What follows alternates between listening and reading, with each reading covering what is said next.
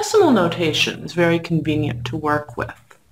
For this reason, we often want to rewrite other fractions as decimal fractions.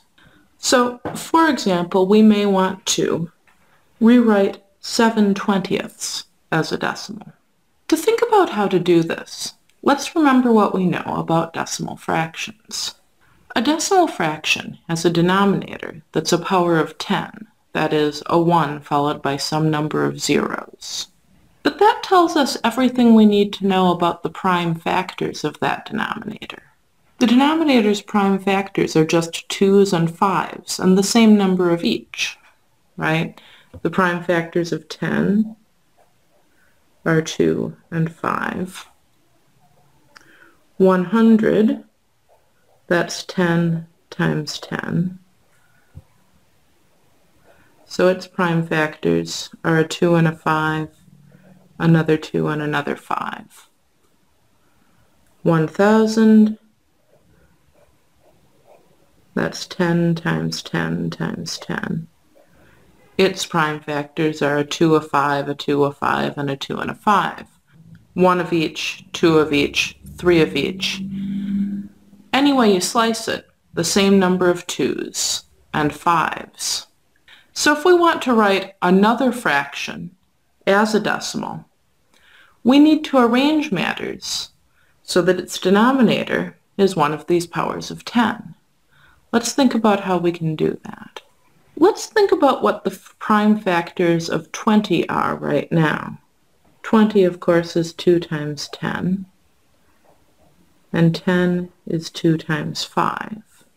So I see that 20 is 2 times 2 times 5.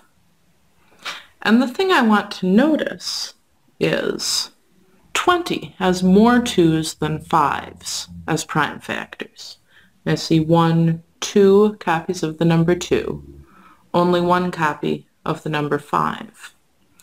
Which means that in order to end up with the same number of each, well, I need more 5's. And how do I get factors that I don't currently have? Well, I'm going to need to multiply. I'll take my 7/20 and I'll multiply my numerator and denominator both by 5. 7 times 5, of course, is 35. 20 times 5? Well, that'll be 2 times 5 is 10, with a 0 on the end. And I notice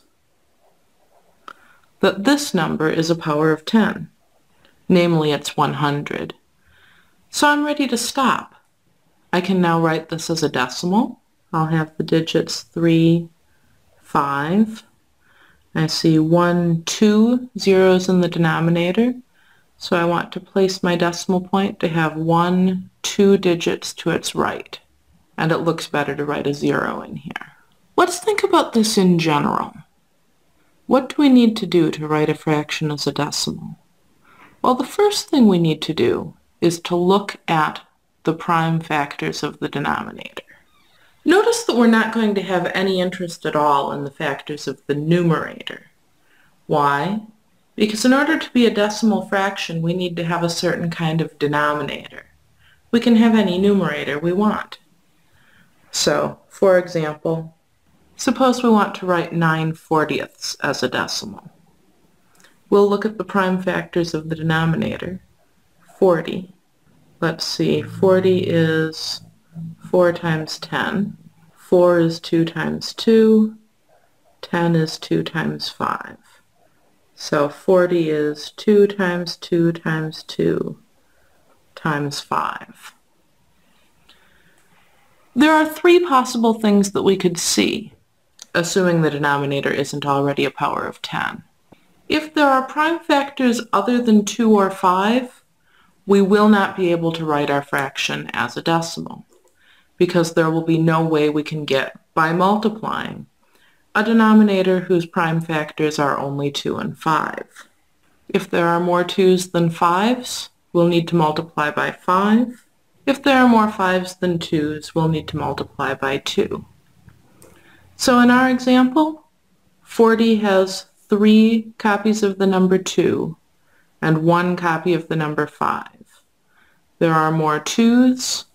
That means we multiply by 5. So our 9/40ths, that will equal 9 times 5 over 40 times 5. 9 times 5 we know is 45. 40 times 5, well, 4 times 5 is 20. And then we have a 0 on the end. I noticed that 200 is still not a power of 10. Right? This digit is not a 1.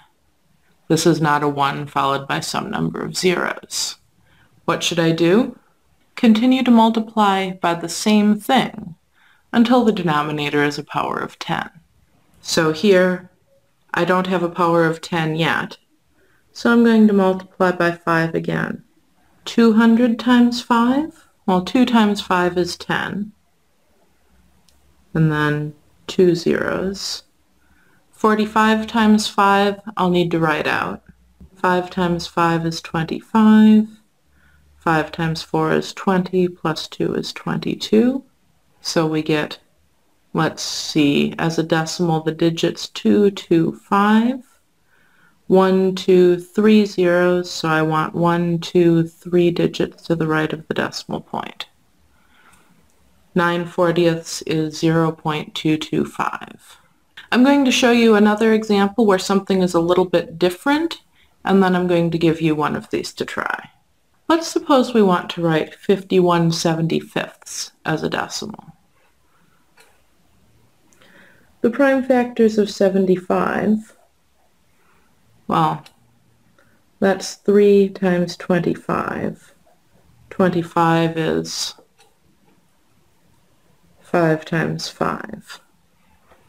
I see that I have prime factors other than 2 or 5, which suggests I'm not going to be able to do it. But wait, 75 is 3 times 25. 51 is also a multiple of 3. 5 plus 1 is 6. And I see that 3 goes into 51. Let's see, 3 goes into 5 once.